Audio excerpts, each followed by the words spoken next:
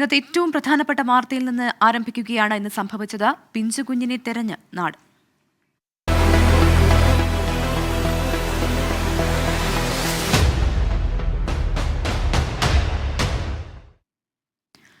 തിരുവനന്തപുരം പേട്ടയിൽ നിന്ന് 2 വയസ്സുകാരിയെ തട്ടിക്കൊണ്ടുപോയി 18 മണിക്കൂർ പിന്നിട്ടിട്ടും തുമ്പ് കിട്ടാതെ പോലീസ്. ഓൾ സെയിൻസ് കോളേജിന് സമീപത്ത് മാതാപിതാക്കളോടൊപ്പം ഉറങ്ങിക്കിടന്ന കുട്ടിയെയാണ് കാണാതായത്. ബൈക്കിലെത്തിയയാൾ കുട്ടിയെ തട്ടിക്കൊണ്ടുപോയെന്ന മൊഴിയിലാണ് പോലീസ് കേസെടുത്തത്.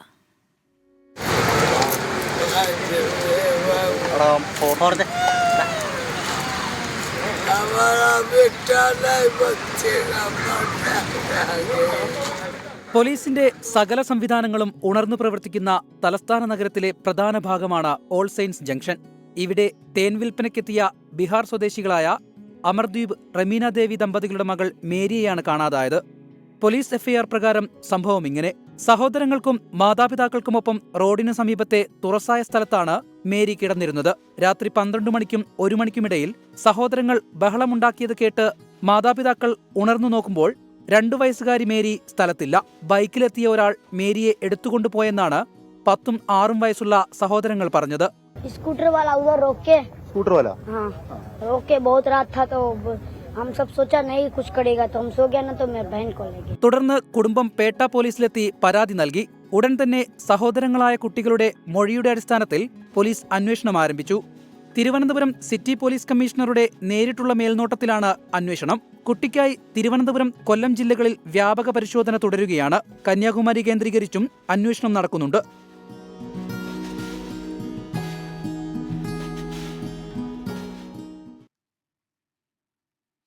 അതേസമയം തിരുവനന്തപുരം പേട്ടയിൽ 2 വയസ്സുകാരിയെ തട്ടിക്കൊണ്ടുപോയ കേസിൽ ദുരൂഹത സംശയിച്ചിരിക്കുകയാണ് പോലീസ്. മാതാപിതാക്കളുടെയും സഹോദരങ്ങളുടെയും മൊഴിയിൽ പൊരുത്തക്കേടുണ്ട്. കുട്ടിയുടെ മാതാവിനെ സംഭവസ്ഥലത്തെത്തിച്ച് പോലീസ് വിശദമായ മൊഴി രേഖപ്പെടുത്തിയിട്ടുണ്ട്. സലിം മാലിക് ചേരുന്നുണ്ട് തിരുവനന്തപുരത്ത് നിന്ന്. സലിം, ഇത് തട്ടിക്കൊണ്ടുപോകൽ തന്നെയെന്ന് പോലീസ് സ്ഥിരീകരിച്ചിട്ടുണ്ട്. ഒപ്പം തന്നെ ഡ്രോൺ ഉപയോഗിച്ച് പരിശോധന നടത്തും എന്നുള്ള ഏറ്റവും പുതിയൊരു അപ്ഡേറ്റ് കൂടി വരുന്നുണ്ടല്ലോ. ഈ മഞ്ഞ സ്കൂട്ടർ കേന്ദ്രീകരിച്ചും ഒപ്പം CCTV കേന്ദ്രീകരിച്ചുമുള്ള അന്വേഷണത്തിലും ഏതെങ്കിലും തരത്തിലുള്ള തുമ്പ് കണ്ടെത്താൻ പോലീസിനായിട്ടുണ്ടോ?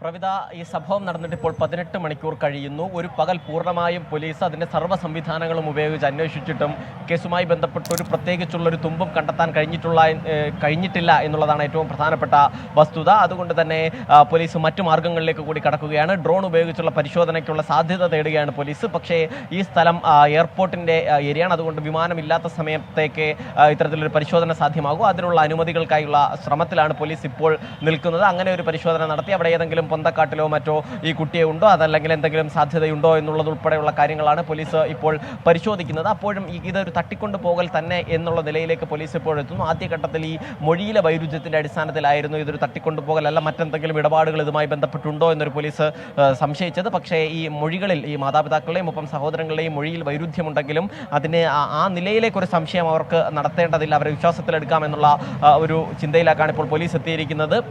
അതേസമയം പ്രധാനമായുള്ള പ്രശ്നം ഈ വീട്ടുകാർ പറയുന്നത് ഒരു തട്ടിക്കൊണ്ടുപോകലാണ്, ഒരു മഞ്ഞ സ്കൂട്ടറിൽ തട്ടിക്കൊണ്ടുപോയി എന്നതൊക്കെയാണ് ആ മൊഴി. പക്ഷേ ഈ സമീപ പ്രദേശങ്ങളിലെ CCTV ഒക്കെ വിശദമായി പരിശോധിക്കുകയും ശേഖരിക്കുകയും ചെയ്തതിൽ നിന്ന് അത്തരത്തിലൊരു മഞ്ഞ സ്കൂട്ടറിൻ്റെ സാന്നിധ്യം പോലീസിന് കണ്ടെത്താൻ കഴിഞ്ഞിരുന്നില്ല. അതുകൊണ്ട് ആദ്യം തന്നെ മഞ്ഞ സ്കൂട്ടർ എന്ന നിലയിൽ നിന്ന് പോലീസ് മാറി ഓട്ടോറിക്ഷ ഉൾപ്പെടെ കേന്ദ്രീകരിച്ച് അന്വേഷണവും പരിശോധനയും നടത്തിയിരുന്നു. പക്ഷേ അതിലൊന്നും ഒരു തുമ്പും കണ്ടെത്താൻ കഴിഞ്ഞിരുന്നില്ല. മാത്രമല്ല അതിനുശേഷം പിന്നീട് പല സമയങ്ങളിലായി വിവിധ CCTVകളിൽ കണ്ടു എന്ന് സംശയമുള്ളവരും ഒപ്പം തന്നെ ആ സമയത്ത് ഇത്തരത്തിൽ പോയി എന്ന് സംശയമുള്ളവരും അത് ബ്രഹ്മോസിന്റെ സമീപത്ത് നിന്നൊരു കുട്ടിയെ നടുവിലിരുത്തി ഒരു സ്കൂട്ടർ പോയത് കണ്ടു എന്നൊരു അഭിപ്രായത്തിന്റെ അടിസ്ഥാനത്തിൽ അത്തരത്തിലൊരു പരിശോധന നടത്തിയിരുന്നു. പക്ഷേ നിരാശയായിരുന്നു ഫലം. പിന്നീട് ഒരു വീടിന് സമീപത്ത് നിന്നൊരു വീട്ടുകാർ വന്ന് രാത്രിയിൽ ഇത്തരത്തിൽ സംശയാസ്പദമായി ഒരു സ്കൂട്ടർ പോകുന്നത് കണ്ടു എന്ന് പറഞ്ഞു. അതിലും നിരാശയായിരുന്നു ഫലം. അങ്ങനെയുള്ള പരിശോധനകളെല്ലാം നടത്തിയെങ്കിലും ഒരു തുമ്പിലേക്കും എത്താൻ പോലീസിന് കഴിഞ്ഞിരുന്നില്ല എന്നുള്ളതാണ് പ്രധാനപ്പെട്ട കാര്യം. അതുകൊണ്ടാണ് പോലീസ് ഡ്രോൺ ഉപയോഗിച്ച് ഉൾപ്പെടെയുള്ള സാധ്യതകൾ തേടുന്നത്. ഇനി അതല്ല, ആദ്യഘട്ടത്തിൽ പോലീസ് സംശയിച്ചതുപോലെ മറ്റെന്തെങ്കിലും ഇടപാടുകളെ മാതാപിതാക്കളെ ഉൾപ്പെടെ സംശയിക്കണമെങ്കിൽ അതിനും കൃത്യമായൊരു സൂചനയും മറ്റ് തെളിവുകളും പോലീസിനെ സംബന്ധിച്ചിടത്തോളം ഇല്ല എന്നുള്ളതാണ് പ്രധാനപ്പെട്ട കാര്യം. അപ്പോഴും ഈ കുട്ടി പറയുന്ന കഴിഞ്ഞ ദിവസം ഇതേ സ്ഥലത്ത് ഈ സ്ത്രീയെ ഈ കാണാതെ പോയ കുട്ടിയുടെ അമ്മയെ ഒരാൾ കടന്നു പിടിക്കാൻ ശ്രമിച്ചിരുന്നു. അതും ഒരു നാടോടി തന്നെയാണ്. അതിനുശേഷം ഇവർ കുട്ടികൾ തന്നെ കല്ലെടുത്തെറിഞ്ഞ് ഓടിക്കുകയായിരുന്നു എന്ന് ഒരു മൊഴി കൊടുത്തിട്ടുണ്ട്. ആ നിലയിലേക്കുള്ളൊരു പരിശോധന കൂടി നടത്തിയിരുന്നെങ്കിലും അതും മുന്നോട്ട് പോയിട്ടില്ല. അതാണ് ഏറ്റവും പ്രധാനമായും പോലീസിനെ കുഴയ്ക്കുന്നത്. മറ്റ് സംശയങ്ങളൊന്നും ഇല്ല എന്നുള്ളതും ഈ സമീപത്ത് തന്നെ ഇതേപോലത്തെ തന്നെ 5 നാടോടി സംഘങ്ങളുണ്ട്. അവരെയും പരമാവധി ചോദ്യം ചെയ്യുകയും ഒപ്പം പരിശോധന നടത്തുകയും ചെയ്തെങ്കിലും പോലീസിന് മുൻപിലേക്ക് പോകാനുള്ള ഒരു സൂചന ലഭിച്ചിരുന്നില്ല എന്നുള്ളതാണ് പ്രധാനപ്പെട്ട കാര്യം. പോലീസ് ആദ്യഘട്ടത്തിൽ ഈ അന്വേഷണം ഏറെ മുന്നോട്ട് പോകുമെന്ന് കരുതി ശേഖരിച്ചിരുന്ന CCTV ദൃശ്യങ്ങളിലൊന്നും പോലീസിനെ ഈ കേസുമായി ബന്ധപ്പെട്ട അന്വേഷണത്തിന് സഹായിക്കുന്ന ഒരു തെളിവും ഉണ്ടായിട്ടില്ല എന്നുള്ളതാണ്. ഇപ്പോൾ ഏറ്റവും പുതുതായി പോലീസ് സ്വീകരിച്ചിരിക്കുന്ന ഒരു തീരുമാനം ഈ കുട്ടിയെ, ഈ സഹോദരങ്ങളെ കുറച്ച് ഫോട്ടോകൾ കാണിക്കുക എന്നുള്ളതാണ്. പ്രദേശത്തെ ക്രിമിനൽ സ്വഭാവമുള്ള ചിലരുടെ ഫോട്ടോകൾ കാണിക്കുകയാണ്. അതിൽ നിന്ന് ഈ പ്രതിയെ തിരിച്ചറിയുന്നുണ്ടോ എന്നുള്ളതാണ് അന്വേഷിക്കുന്നത്. അത് മാത്രമല്ല ഒരു രേഖാചിത്രം കൂടി ഇവിടെ വരപ്പിച്ചിട്ടുണ്ട്. പക്ഷേ ആ രേഖാചിത്രം അത് ആ കുട്ടിയുടെ ഓർമ്മയിൽ നിന്ന് വരച്ചെടുത്തതായതുകൊണ്ട് തന്നെ അതങ്ങനെ ആ നിലയിൽ പോലീസിന് വിശ്വാസത്തിലെടുക്കാൻ കഴിയുന്ന ഒന്നുമല്ല. ഇപ്പോഴെന്തായാലും ഈ കേസുമായി ബന്ധപ്പെട്ടുള്ള അതിൻ്റെ അന്വേഷണ പുരോഗതി വിലയിരുത്താനായി സിറ്റി പോലീസ് കമ്മീഷണർ നാഗരാജു തന്നെ നേരിട്ട് ഈ പേട്ട പോലീസ് സ്റ്റേഷനിലുണ്ട്. അത് വിലയിരുത്തിക്കൊണ്ടിരിക്കുകയാണ്. അതിനുശേഷം എന്തെങ്കിലും തരത്തിൽ അന്വേഷണത്തിന് പുരോഗതി ഉണ്ടോ എന്നതുൾപ്പെടെയുള്ള കാര്യങ്ങളിൽ അദ്ദേഹത്തോട് തന്നെ നമുക്ക് ചോദിച്ചറിയേണ്ടി വരും. അല്പസമയത്തിനകം അദ്ദേഹം പുറത്തിറങ്ങുമെന്നാണ് മനസ്സിലാക്കുന്നത്. എന്തായാലും ഈ 18 മണിക്കൂറിനിടയിൽ കാര്യമായൊരു പുരോഗതിയും കേസുമായി ബന്ധപ്പെട്ട് ഉണ്ടായിട്ടില്ല. കുട്ടി എവിടെ എന്നുള്ള കാര്യത്തിൽ ഒരു പുരോഗതി ഉണ്ടായിട്ടില്ല എന്നുള്ളതാണ് ഏറ്റവും സങ്കടകരമായ കാര്യം. പ്രവിധ, അതോടൊപ്പം തന്നെ സലിം മുൻപ് സൂചിപ്പിച്ചതുപോലെ ഈ സമീപ പ്രദേശങ്ങളിൽ മറ്റ് നാടോടി സംഘങ്ങളുണ്ട്. അവരെ കേന്ദ്രീകരിച്ചുള്ള അന്വേഷണം അതെങ്ങനെയാണ്? ഒപ്പം തന്നെ ഈ കുട്ടിയുടെ മാതാപിതാക്കൾ ഹൈദരാബാദ് സ്വദേശികളാണ്. ഇവരുടെ ബന്ധുക്കളോട് ഉൾപ്പെടെ ഇവിടെ കേരളത്തിലേക്ക് എത്താൻ പോലീസ് ആവശ്യപ്പെട്ടിട്ടുണ്ടെന്നും ഞാൻ മനസ്സിലാക്കുന്നുണ്ട്. അങ്ങനെയെങ്കിൽ ആ അന്വേഷണം ഏത് രീതിയിലാണ്? പ്രവിധ, കുട്ടിയുടെ കുടുംബം ഹൈദരാബാദല്ല, ബീഹാർ സ്വദേശികളാണ്. അവർ സാധാരണഗതിയിൽ ഇങ്ങനെ ഇടയ്ക്കിടയ്ക്ക് കേരളത്തിലേക്ക് വരുന്ന കേരളത്തിലെ നിത്യ സന്ദർശകരാണ്. അവർ കേരളത്തിൽ എത്തുകയും ഇത്തരത്തിൽ തേൻ കച്ചവടം ചെയ്യുകയും ചെയ്യുന്ന ആളുകളാണ്. ഇതേ സമാനമായ സ്വഭാവത്തിലുള്ള 5 സംഘങ്ങൾ ഈ നിലയിൽ തന്നെ ഇവിടെ ഈ തിരുവനന്തപുരം നഗരത്തിൻ്റെ വിവിധയിടങ്ങളിൽ കേന്ദ്രീകരിച്ചിട്ടുണ്ട്. അവരുടെയൊക്കെ കാര്യങ്ങളും വിവരങ്ങളുമൊക്കെ പോലീസ് ശേഖരിച്ചിട്ടുണ്ട്. മാത്രമല്ല ആ മേഖലകളിലൊക്കെ പോലീസ് CCTV ഉൾപ്പെടെ പരിശോധിക്കുകയും അതല്ലാത്ത പരിശോധനയും നടത്തിയിട്ടുണ്ട്. അവരിൽ നിന്നൊക്കെ കാര്യങ്ങൾ ചോദിച്ചറിഞ്ഞിട്ടുണ്ട്. പക്ഷേ അതുകൊണ്ടൊന്നും ഈ അന്വേഷണം മുന്നോട്ട് പോകുന്നില്ല എന്നുള്ളതാണ് പ്രധാനപ്പെട്ട കാര്യം. ഈ കുട്ടി എവിടേക്ക് പോയത്, അല്ലെങ്കിൽ കുട്ടി ആര് കൊണ്ടുപോയി എന്നുള്ളതാണ് പ്രധാനപ്പെട്ട കാര്യം. മാത്രമല്ല കുട്ടി നിലവിൽ എവിടെ എന്നുള്ളതും. അതിന് ഈ സിറ്റി മുഴുവൻ അരിച്ചു പറക്കിയിട്ട് പോലീസിനെ സംബന്ധിച്ചിടത്തോളം കാര്യമായ പുരോഗതി കിട്ടുന്നില്ല എന്നുള്ളതാണ് ഏറ്റവും പ്രധാനപ്പെട്ട കാര്യം. ഒരു 2 വയസ്സുകാരി കുട്ടിയാണ്. ആ കുട്ടിക്ക് എത്ര സമയം ഇത്തരത്തിൽ ഭക്ഷണമൊന്നും ഇല്ലാതെ ഇരിക്കാൻ കഴിയുമെന്നതുൾപ്പെടെയുള്ള ഒരു വലിയ ആശങ്കയുണ്ട്. അതുകൊണ്ട് ഈ കേസ് എന്ത് കാര്യത്തിന് കുട്ടിയെ തട്ടിക്കൊണ്ടുപോയി എന്നതിനപ്പുറത്തേക്ക് ഈ കുട്ടിയെ എത്രയും വേഗം വീണ്ടെടുക്കുക എന്നുള്ളത് തന്നെയാണ് പോലീസിനെ സംബന്ധിച്ചിടത്തോളമുള്ള പ്രധാന ദൗത്യം. അതിനായുള്ള പരമാവധി ശ്രമത്തിലായിരുന്നു പോലീസ്. അതിനുശേഷമാണ് ഇപ്പോൾ മറ്റു നിലയിലേക്ക് കൂടി കടന്നിരിക്കുകയും മറ്റ് സംശയങ്ങൾ ഉൾപ്പെടെ പോലീസ് മുന്നോട്ട് വയ്ക്കുകയും ചെയ്യുന്നത്. പക്ഷേ അന്വേഷണത്തിൽ പുരോഗതി ഇല്ലാത്തത് തന്നെയാണ് പോലീസിനെ സംബന്ധിച്ചിടത്തോളം കുഴയ്ക്കുന്ന കാര്യം. എങ്കിലും ഈ കേസുമായി ബന്ധപ്പെട്ട് ഏതെങ്കിലും തരത്തിലൊരു പ്രതികളാകാൻ സാധ്യതയുള്ളവരുടെ പട്ടികയൊക്കെ പോലീസ് ശേഖരിച്ചിട്ടുണ്ട്. അതിൻ്റെ ഭാഗമായാണ് അത്തരം അവരുടെ ചിത്രങ്ങളൊക്കെ ശേഖരിച്ച് ഈ കുട്ടിയെ ഉൾപ്പെടെ കാണിക്കുന്നത്. ഇവരാണോ എന്നുള്ളതിൽ ഈ കുട്ടി ഇതുവരെയും ആരെയും തിരിച്ചറിഞ്ഞിട്ടില്ല എന്നാണ് മനസ്സിലാക്കുന്നത്. അതല്ല എന്തെങ്കിലും പുരോഗതി ഇപ്പോൾ അല്പസമയത്തിന് മുൻപ് എന്തെങ്കിലും ഉണ്ടായിട്ടുണ്ടെങ്കിലേ ഉള്ളൂ. എന്തായാലും ഈ ഡ്രോൺ പരിശോധന കൂടി പോലീസ് വലിയ കാര്യമായി തന്നെ എടുക്കുകയാണ്. ആ പരിശോധനയ്ക്ക് ശേഷം, കാരണം ഈ കുട്ടിയെ തട്ടിക്കൊണ്ടുപോകുന്ന ഒരു പ്രദേശം, അതൊരു പ്രത്യേക ഭൂമിശാസ്ത്രം ഉള്ള പ്രദേശമാണ്. അത് ഏറ്റവും സുരക്ഷാ മേഖലയായ, അതീവ സുരക്ഷാ മേഖലയായ ഒരു പ്രദേശം ഒരു വശത്തും, ഇപ്പുറത്ത് അങ്ങനെ കാര്യമായ സുരക്ഷയില്ലാത്ത മറ്റൊരു വശവുമാണ്. ഈ കുട്ടി കിടന്നിരിക്കുന്ന ആ സ്ഥലത്തിന് ആ നിലയിലൊരു പ്രത്യേകതയുണ്ട്. കാരണം അത് ഒരു സ്ഥലത്ത് ബ്രഹ്മോസിൻ്റെ തൊട്ടുപുറത്തെ ഒരു ആളൊഴിഞ്ഞ പറമ്പിൽ ആണ് ഈ കുട്ടികൾ ഇവർ താമസിച്ചിരുന്നത്. അതിന് തൊട്ടപ്പുറത്ത് അന്താരാഷ്ട്ര വിമാനത്താവളമുണ്ട്. ആ വിമാനത്താവളം കഴിഞ്ഞ് പോകുമ്പോൾ ഡൊമസ്റ്റിക് വിമാനത്താവളമുണ്ട്, ശംഖുമുഖം ബീച്ചുണ്ട്. അങ്ങനെ നിരവധി തിരക്ക് പിടിച്ച നിരവധി CCTV ക്യാമറകളൊക്കെ ഉള്ള ഒരു സ്ഥലമാണ് ഒരു വശത്ത്. അതിന് ഇപ്പുറത്തെ വശത്ത് ഇവർ താമസിക്കുന്ന സ്ഥലത്ത് ആളൊഴിഞ്ഞ പറമ്പാണ് എന്ന് മാത്രമല്ല ആ വശത്ത് കൂടി റോഡിൽ ടച്ച് ചെയ്യാതെ നടന്നോ മറ്റോ പോവുകയാണെങ്കിൽ ഒരു വലിയ പൊന്തക്കാടും അതുമായി ബന്ധപ്പെട്ടുള്ള എല്ലാ സാധ്യതകളുമുള്ള ഈ പ്രതികൾക്ക് CCTVയിൽ പെടാതെ രക്ഷപ്പെടാൻ സാധ്യതയുള്ള ഒരു മേഖലയാണ്. മാത്രമല്ല തൊട്ടപ്പുറത്തെ ഈ റോഡിന് നേരെ എതിർവശത്ത് ഒരു റെയിൽപാളവുമുണ്ട്. അത് ഇവിടെ നിന്ന് നടന്ന് ഒരു 10 അടി നടന്നാൽ ആ റെയിൽപാളത്തിലേക്ക് എത്തും. അതുകൊണ്ട് അങ്ങനെയുള്ള സാധ്യതകൾ കൂടി പോലീസ് പരിശോധിക്കുന്നുണ്ട്. ആദ്യം മുതൽ തന്നെ പോലീസ് തിരുവനന്തപുരത്തിന് പുറമെ കൊല്ലം ജില്ലയിലും ഒപ്പം കന്യാകുമാരി ജില്ലയിലും വ്യാപക പരിശോധന നടത്തിയിരുന്നു. അതിർത്തി മേഖലകളിലൊക്കെ വ്യാപക പരിശോധന നടത്തിയിരുന്നെങ്കിലും ആശാവഹമായ ഒരു സൂചനയും ലഭിക്കുന്നില്ല എന്നുള്ളതാണ് ഏറ്റവും പ്രധാനപ്പെട്ട കാര്യം, ഏറ്റവും സങ്കടകരമായ കാര്യം. പ്രവിധ. ശരി, സലിം മാലിക്കാണ് വിശദമായ വിവരങ്ങൾ നൽകിയത്. ബീഹാർ സ്വദേശികളുടെ കുഞ്ഞിനെ കാണാതായിട്ട് 19 മണിക്കൂർ ആവുകയാണ്. ഇതുവരെ അന്വേഷണത്തിൽ ഒരു തുമ്പും കണ്ടെത്താനായിട്ടില്ല പോലീസിനെന്നാണ് മനസ്സിലാക്കുന്നത്. ഡ്രോൺ ഉപയോഗിച്ചുൾപ്പെടെ പരിശോധന നടത്താനാണ് പോലീസ് തീരുമാനിച്ചിരിക്കുന്നത്. 2 വയസ്സുകാരിയെ ഉടൻ തന്നെ കണ്ടെത്താനാകുമെന്നുള്ള പ്രതീക്ഷയിലാണ് എല്ലാവരും. മറ്റൊരു വാർത്ത വരുന്നത് പാലക്കാട് നിന്നാണ്. പാലക്കാട് ഷൊർണൂരിൽ 1 വയസ്സുകാരിയെ മരിച്ച നിലയിൽ കണ്ടെത്തിയ സംഭവത്തിൽ വഴിത്തിരിവ്. പോസ്റ്റ്മോർട്ടത്തിൽ കുട്ടിയുടെ മരണം കൊലപാതകമാണെന്ന് തെളിഞ്ഞതായി പോലീസ്. കുട്ടിയുടെ മാതാവ് മാവേലിക്കര സ്വദേശി ശില്പയെ ഷൊർണൂർ പോലീസ് അറസ്റ്റ് ചെയ്തു. ആൺ സുഹൃത്തുമായി ഉണ്ടായ തർക്കമാണ് കൊലപാതകത്തിന് കാരണം എന്നാണ് പോലീസ് പറയുന്നത്. നിഖിൽ പ്രമേഷ് ചേരുന്നുണ്ട് പാലക്കാട് നിന്ന്. നിഖിൽ, ഈ കുഞ്ഞിനെ ആശുപത്രിയിൽ എത്തിച്ചപ്പോൾ തന്നെ സംശയമുണ്ടായിരുന്നു. ഇപ്പോൾ പോസ്റ്റ്മോർട്ടം റിപ്പോർട്ടിൽ കുഞ്ഞിനെ എങ്ങനെ കൊലപ്പെടുത്തി എന്നാണ് അറിയാൻ സാധിക്കുന്നത്. ഒപ്പം തന്നെ കുഞ്ഞിന്റെ അമ്മ കൊലപാതകം നടത്താനിടയായ സാഹചര്യം എന്താണ്? പ്രവിധ മിനിഞ്ഞാന്നാണ് ഈ സംഭവം നടക്കുന്നത്. ആദ്യഘട്ടത്തിൽ തന്നെ പോലീസിന് ചില സംശയങ്ങൾ ഉണ്ടായിരുന്നെങ്കിലും ആ വിവരങ്ങൾ പുറത്തുവിട്ടിരുന്നില്ല. ഈ കുഞ്ഞിനെ അമ്മ ആശുപത്രിയിൽ എത്തിച്ചതിന് പിന്നാലെ തന്നെ അവരെ പോലീസ് കസ്റ്റഡിയിൽ എടുക്കുകയും ചോദ്യം ചെയ്യുകയും ചെയ്തിരുന്നു.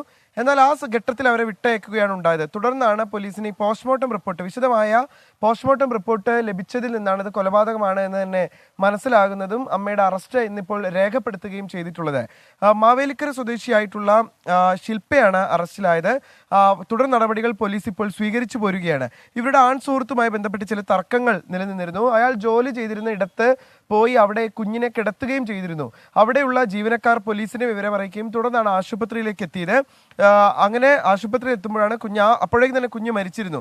അപ്പോൾ തന്നെ ചില സംശയങ്ങൾ ഡോക്ടർമാരടക്കം മുന്നോട്ട് വെക്കുകയും ചെയ്തിരുന്നു. ഇതിന്റെ പശ്ചാത്തലത്തിലാണ് ഷൊർണൂർ പോലീസ് അസ്വാഭാവിക മരണത്തിന് കേസെടുക്കുന്ന സാഹചര്യം ഉണ്ടായത്.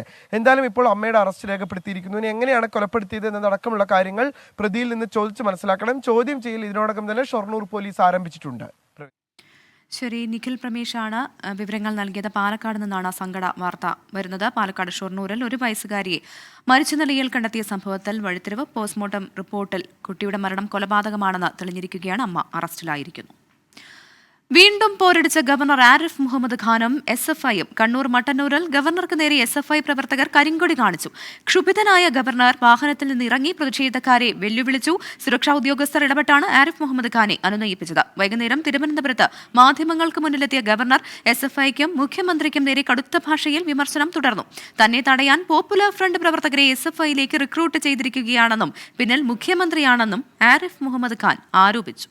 I have said several times, if the protesters they will come near my car, I will step down. There is nothing new. I don't have to make any new announcement. One thing should be clear in their mind. I am not going to be frightened. I believe in facing the brutes. This is not only SFI. They have recruited the PFI volunteers, and if they want to do any violence. Sajo Devasya കണ്ണൂരിൽ നിന്ന് ചേരുന്നുണ്ട്. Sajo, governor പോകുന്നിടത്തെല്ലാം പ്രതിഷേധം എന്ന തരത്തിലേക്കൊക്കെ SFI പ്രതിഷേധം മാറ്റിയിട്ടുണ്ട്. പ്രതിഷേധത്തിന്റെ സ്വഭാവവും മാറിയിട്ടുണ്ട്. ഇന്നിപ്പോൾ സംഭവിച്ചത് എന്താണ്? പ്രവിധ, തുടർച്ചയായ 2ാം ദിവസമാണ് കണ്ണൂർ മട്ടന്നൂരിൽ ഗവർണർക്കെതിരായ പ്രതിഷേധം SFI നടത്തുന്നത്. വയനാട് സന്ദർശനം പൂർത്തിയാക്കി ഗവർണർ റോഡ് മാർഗമാണ് കണ്ണൂർ മട്ടന്നൂരിലെ വിമാനത്താവളത്തിലേക്ക് എത്തിയത്. തിരുവനന്തപുരത്തേക്ക് മടങ്ങുന്നതിനു വേണ്ടി ഇതിനുവേണ്ടി അദ്ദേഹം മട്ടന്നൂരിലേക്ക് എത്തും എന്ന കാര്യം നേരത്തെ തന്നെ തിരിച്ചറിഞ്ഞ SFI പ്രവർത്തകർ മുൻകൂട്ടി തന്നെ പ്രതിഷേധവുമായി തമ്പടിച്ചിരുന്നു. ഏതാണ്ട് ഒരു 3:40 ഗവർണർ ഈ സ്ഥലത്തേക്ക് എത്തിയത്. 15 മിനിറ്റ് മുൻപ് തന്നെ SFI പ്രവർത്തകർ 40ഓളം വരുന്ന SFI പ്രവർത്തകർ പ്രകടനമായി എത്തി മട്ടന്നൂർ നഗരത്തിൽ തന്നെ തമ്പടിച്ചു. പോലീസ് പക്ഷേ അവരെ നീക്കം ചെയ്തില്ല. പകരം ഒരു വലയം തീർത്ത് അവിടെ നിൽക്കുകയാണ് ചെയ്തത്. 3:40 ഗവർണർ ആ സ്ഥലത്തേക്ക് എത്തി. അവിടെ നിന്ന് മട്ടന്നൂർ വിമാനത്താവളത്തിലേക്ക് അദ്ദേഹത്തിന് പോകണം. ആ സ്ഥലത്തേക്ക് എത്തിയപ്പോൾ തന്നെ ഈ പോലീസ് വലയം ഭേദിച്ച് SFI പ്രവർത്തകർ ഗവർണറുടെ വാഹനത്തിന് നേരെ കരിങ്കൊടി വീശി പാഞ്ഞെടുക്കുകയാണ് ചെയ്തത്. വലിയ പോലീസ് സന്നാഹത്തെ അവിടെ വിന്യസിച്ചിരുന്നു. പക്ഷേ ആ വലയം തന്നെ ഭേദിച്ചവർ ഗവർണറുടെ വാഹനത്തിന് മുന്നിലേക്ക് അടക്കം എത്തി. പിന്നാലെയാണ് ഗവർണർ ആരിഫ് മുഹമ്മദ് ഖാൻ വാഹനത്തിൽ നിന്ന് പുറത്തിറങ്ങി SFI പ്രവർത്തകർക്ക് നേരെ അദ്ദേഹത്തിൻ്റെ രോഷമെല്ലാം പ്രകടിപ്പിച്ചത്. അദ്ദേഹം ഈ പ്രവർത്തകരെ നീക്കം ചെയ്യണമെന്ന് ആവശ്യപ്പെട്ടു. ഒപ്പം എവിടെയെല്ലാം ഇങ്ങനെ പ്രതിഷേധിച്ചാലും താൻ പുറത്തിറങ്ങി നേരിടും എന്നും അദ്ദേഹം പറഞ്ഞു. പോലീസും സുരക്ഷാ ഉദ്യോഗസ്ഥരുമൊക്കെ അദ്ദേഹത്തെ അനുനയിപ്പിക്കാൻ ശ്രമിച്ചു. പക്ഷേ ഏതാണ്ട് ഒരു 10 മിനിറ്റോളം നേരം അദ്ദേഹം അവിടെ തുടർന്നു. അവിടെ SFI പ്രവർത്തകരെ നീക്കം ചെയ്യണമെന്ന് ആവശ്യപ്പെട്ടു. പിന്നീടാണ് അദ്ദേഹം വാഹനത്തിൽ കയറി. പിന്നീട് അദ്ദേഹം കണ്ണൂർ വിമാനത്താവളത്തിലേക്ക് പോവുകയും തിരുവനന്തപുരത്തേക്ക് മടങ്ങുകയും ചെയ്തു. അദ്ദേഹം അതിനുശേഷം തിരുവനന്തപുരത്ത് മാധ്യമങ്ങളെ കണ്ട് പ്രതികരിച്ചത് PFIയുടെ ആളുകളെ, PFIയുടെ കേഡേഴ്സിനെ റിക്രൂട്ട് ചെയ്തിട്ടുണ്ട് SFI തനിക്ക് നേരെ ഇത്തരം പ്രതിഷേധങ്ങൾ സംഘടിപ്പിക്കുന്നതിന് വേണ്ടി എന്നാണ് അദ്ദേഹം പിന്നീട് പ്രതികരിച്ചത്. അവിടെ തന്നെ ആദ്യഘട്ടത്തിൽ സാധാരണഗതിയിൽ ഇത്തരം പ്രതിഷേധങ്ങൾ ഉണ്ടാകുമ്പോൾ, കരിങ്കടി പ്രതിഷേധം ഉണ്ടാകുമ്പോൾ വലിയ പോലീസ് സന്നാഹത്തെ മുൻകൂട്ടി തന്നെ കണ്ടുകൊണ്ട് കണക്കിലെടുത്തുകൊണ്ട് തന്നെ വലിയ പോലീസ് സന്നാഹത്തെ വിന്യസിക്കാറുണ്ട്. പക്ഷേ അവരെ പോലീസ് അവിടെ നിന്ന് നീക്കം ചെയ്യാതിരുന്നു എന്നതാണ് ഗവർണർ തന്നെ ഉന്നയിക്കുന്ന ഒരു സുരക്ഷാ വീഴ്ച. ഇതിൽ പക്ഷേ പ്രതിഷേധിച്ച ആരെയും പോലീസ് കസ്റ്റഡിയിലെടുത്തില്ല. കഴിഞ്ഞ ദിവസം പ്രതിഷേധിച്ച ആളുകൾക്ക് 12ഓളം SFI പ്രവർത്തകർക്കെതിരെ പോലീസ് കേസെടുത്തിരുന്നു. ഇവിടെ പക്ഷേ പ്രതിഷേധിച്ച ആരെയും പോലീസ് കസ്റ്റഡിയിലെടുത്തില്ല. പിന്നീട് പ്രവർത്തകർ പിരിഞ്ഞു പോവുകയാണ് ചെയ്തത്. ഇവിടെ തന്നെ വലിയ തോതിൽ പോലീസിന് അതൊരു വലിയ നാടകീയ സംഭവങ്ങളാണ് അവിടെ അരങ്ങേറിയത്. വയനാട് നിന്ന് റോഡ് മാർഗം ഗവർണർ വരുന്നു. അത് തിരിച്ചറിഞ്ഞുകൊണ്ട് തന്നെ SFI പ്രവർത്തകർ അവിടെ സംഘടിച്ച് തന്നെ നിൽക്കുന്നു. പോലീസ് പക്ഷെ നീക്കം ചെയ്യുന്നത് സാധാരണഗതിയിൽ കസ്റ്റഡിയിലെടുത്ത് നീക്കുകയാണ് ചെയ്യുക. അതിനു പകരം അവിടെ പോലീസ് ഒരു വലയം തീർത്ത് നിൽക്കുകയാണ് ചെയ്തത്. അവിടെ റൂറൽ പോലീസ് മേധാവി ഹേമലത അടക്കം കണ്ണൂർ സിറ്റി പോലീസ് കമ്മീഷണർ അടക്കമുള്ള ഉന്നത പോലീസ് ഉദ്യോഗസ്ഥരും വലിയ പോലീസ് സന്നാഹവും സ്ഥലത്തുണ്ടായിരുന്നു. പക്ഷേ SFI പ്രവർത്തകർ അവർ നിശ്ചയിച്ചിരുന്നതുപോലെ തന്നെ വലിയ പ്രതിഷേധം നടത്തി. ഗവർണർ പുറത്തിറങ്ങി അദ്ദേഹത്തിന്റെ രോഷവും മറ്റും പ്രകടിപ്പിക്കുകയും ചെയ്തു. അതിനുശേഷം അദ്ദേഹം വാഹനത്തിൽ കയറി പിന്നീട് വിമാനത്താവളത്തിലേക്ക് എത്തുകയും അതിനുശേഷം അദ്ദേഹം തിരുവനന്തപുരത്തേക്ക് മടങ്ങുകയും ചെയ്തു. സംസ്ഥാനത്തെമ്പാടും SFI ഇതിനകം തന്നെ പ്രഖ്യാപിച്ചിട്ടുള്ള പലയിടത്തും ഇതിനകം നടന്നിട്ടുള്ള പ്രതിഷേധങ്ങളുടെ തുടർച്ചയായി തന്നെയാണ് കണ്ണൂരിലും മട്ടന്നൂരിലും പ്രതിഷേധം നടത്തിയത്. കഴിഞ്ഞ ദിവസം അദ്ദേഹം വയനാട്ടിലേക്ക് പോകാൻ വേണ്ടി കണ്ണൂർ വിമാനത്താവളത്തിൽ ഇറങ്ങി. അതിനുശേഷം രാത്രിയിൽ അദ്ദേഹം വയനാട്ടിലേക്ക് പോകും വഴിയും അവിടെ പ്രതിഷേധം നടന്നിരുന്നു. പിന്നീട് ഇന്ന് വൈകിട്ടും അദ്ദേഹം ഇതേ പ്രതിഷേധം തന്നെ ഉണ്ടായി. അതിനിടെ ഗവർണർ പുറത്തിറങ്ങി പ്രതിഷേധിച്ചാണ് സുരക്ഷാ ഉദ്യോഗസ്ഥരെ ആകെ കുഴപ്പത്തിലാക്കിയത്. പക്ഷേ അപ്പോഴും പോലീസ് ഒരു സുരക്ഷാ വീഴ്ച ഉണ്ടായി എന്ന വിമർശനം അവിടെ നിലനിൽക്കുകയും ചെയ്യുന്നുണ്ട്. പക്ഷേ SFI പറയുന്നത് അവരുടെ പ്രതിഷേധമാണ്. അതിന്റെ തുടർച്ചയായി വലിയ പ്രതിഷേധം തന്നെ അവരവിടെ നടത്തുകയും ചെയ്തു. പ്രവിധ. ശരി, ഗവർണർക്കെതിരെ ഇന്നും കരിങ്കൊടി പ്രതിഷേധമുണ്ടായി. SFI പ്രവർത്തകരാണ് കരിങ്കൊടി കാണിച്ചത്. ഗവർണർ ക്ഷുഭിതനായി പ്രതികരിക്കുകയും ചെയ്തു. സജോ ദേവസിയാണ് വിവരങ്ങൾ നൽകിയത്. വന്യജീവികളുടെ ആക്രമണങ്ങളിൽ കൊല്ലപ്പെട്ടവരുടെ കുടുംബങ്ങൾക്ക് ആശ്വാസം പകരാൻ ഗവർണർ ആരിഫ് മുഹമ്മദ് ഖാൻ വയനാട്ടിലെത്തി. വന്യജീവി സംഘർഷവുമായി ബന്ധപ്പെട്ട് സർക്കാരിനെതിരെ വിമർശനമുയർന്ന പശ്ചാത്തലത്തിലായിരുന്നു ഗവർണറുടെ സന്ദർശനം. മാനന്തവാടി ബിഷപ്പുമായും ഗവർണർ കൂടിക്കാഴ്ച നടത്തി. മരണങ്ങളിൽ സംസ്ഥാന ന്യൂനപക്ഷ കമ്മീഷൻ റിപ്പോർട്ട് തേടി. കാട്ടാനാക്രമണത്തിൽ കൊല്ലപ്പെട്ട പടമലയിലെ അജീഷ്, പാക്കത്തെ പോൾ, കടവയുടെ ആക്രമണത്തിൽ കൊല്ലപ്പെട്ട മൂടക്കൊല്ലിയിലെ പ്രജീഷ് എന്നിവരുടെ വീടുകളിലാണ് ഗവർണർ ആരിഫ് മുഹമ്മദ് ഖാൻ എത്തിയത്. കാട്ടാനാക്രമണത്തിൽ ഗുരുതരമായി പരിക്കേറ്റ കാരേരി കോളനിയിലെ ശരത്തിനെയും ഗവർണർ കണ്ടു. വന്യജീവി ആക്രമണങ്ങളുടെ ഗൗരവം കേന്ദ്ര സംസ്ഥാന സർക്കാരുകളെ ബോധ്യപ്പെടുത്തുകയാണ് ഗവർണർ. മാനന്തവാടി ബിഷപ്പ് ഹൗസിലെത്തിയ ഗവർണർ വൈദികരുമായി കൂടിക്കാഴ്ച നടത്തി. രൂപതാ ബിഷപ്പ് മാർ ജോസ് പൊരുന്നേടം അദ്ദേഹത്തെ സ്വീകരിച്ചു. പുൽപ്പള്ളിയിലെ സംഭവ വികാസങ്ങളുടെ പേരിൽ കേസെടുക്കുന്ന നടപടി ഒഴിവാക്കണമെന്ന് ബിഷപ്പ് ആവശ്യപ്പെട്ടു. അക്രമ സംഭവങ്ങൾ ഉണ്ടാവാനുള്ള ഒരു കാരണം എന്താണ്? ഞാൻ മനസ്സിലാക്കുന്നത്, നമുക്കറിയാം, ഏതൊരു പ്രശ്നവും ഉണ്ടാകുമ്പോൾ എത്ര വേഗം അതിനകത്ത് അധികാരികൾ ഇടപെടുന്നുവോ അത്രയും പെട്ടെന്ന് വേഗത്തിൽ അത് തീർക്കാനായിട്ട് കഴിയും.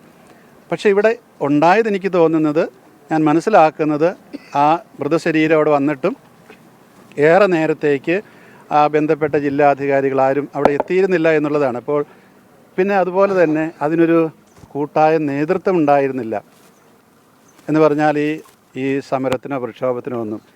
നാളെ 3 മന്ത്രിമാർ അടങ്ങും സംഘം വയനാട്ടിലെത്തും. കലക്ട്രേറ്റിന് മുന്നിൽ നാളെ രാവിലെ നടക്കുന്ന UDFന്റെ രാപ്പകൽ സമരം കെ മുരളീധരൻ MP ഉദ്ഘാടനം ചെയ്യും. 24 വയനാട്. വയനാട് മാനന്തവാടിയിൽ ഇറങ്ങിയ ആളെ കൊല്ലിക്കാട്ടാന ബേലൂർ മഖനെ പിടികൂടാനുള്ള ദൌത്യം 9ാം ദിവസവും തുടരുന്നു. നിലവിൽ നാഗർഹോള വനമേഖലയിലാണ് ആനയുള്ളത്. വെറ്ററിനറി സർജൻ ഡോക്ടർ അരുൺ സഖറിയയുടെ നേതൃത്വത്തിലുള്ള മയക്കുവെടി സംഘം വനത്തിനുള്ളിൽ ക്യാമ്പ് ചെയ്യുകയാണ്. 2 ദിവസം കൂടെയുണ്ടായിരുന്ന മോഴയും സമീപത്തു നിന്ന് മാറിയതോടെ കൂടുതൽ അപകടകാരിയാവുകയാണ് ബേലൂർ മഖ്ന. ആന ഇന്നലെ ഉണ്ടായിരുന്ന നാഗർഹോള വനമേഖലയിലെ മസാലക്കുന്ന് ഭാഗത്തു നിന്നും വീണ്ടും 3 കിലോമീറ്റർ വനത്തിനകത്തേക്ക് കയറിയിട്ടുണ്ട്. 13 സംഘങ്ങളായാണ് കർണാടക കേരള വനംവകുപ്പുകൾ ആനയെ നിരീക്ഷിക്കുന്നത്. ബേലൂർ മഖ്ന കേരള അതിർത്തി പിന്നിട്ടതിനാൽ മയക്കുവെടി വയ്ക്കാൻ അനുവാദമില്ല. പക്ഷേ ഇന്ന് രാത്രിയോടെ ബേലൂർ മഖ്ന തിരിച്ച് കേരളത്തിലെത്തുമെന്നാണ് ദൗത്യസംഘത്തിന്റെ പ്രതീക്ഷ. വെറ്ററിനറി സർജൻ ഡോക്ടർ അരുൺ സക്കറിയയും സംഘവും ആനയ്ക്കൊപ്പം വനത്തിലുണ്ട്. മഖ്നയ്ക്കൊപ്പമെത്താൻ കഴിയാത്ത ഭൂപ്രകൃതിയും അടിക്കാടുകളും ദൗത്യസംഘത്തിന് പ്രതിസന്ധിയുണ്ടാക്കുന്നുണ്ട്. ഒരു ദിവസം 27 കിലോമീറ്ററിലധികം ദൂരമാണ് ദൗത്യസംഘം ആനയ്ക്കൊപ്പം വനത്തിൽ സഞ്ചരിക്കുന്നത്. അനുയോജ്യമായ സ്ഥലത്തെത്തിയാൽ മയക്കുവെടി വെക്കാനാണ് തീരുമാനം. 24 വയനാട്.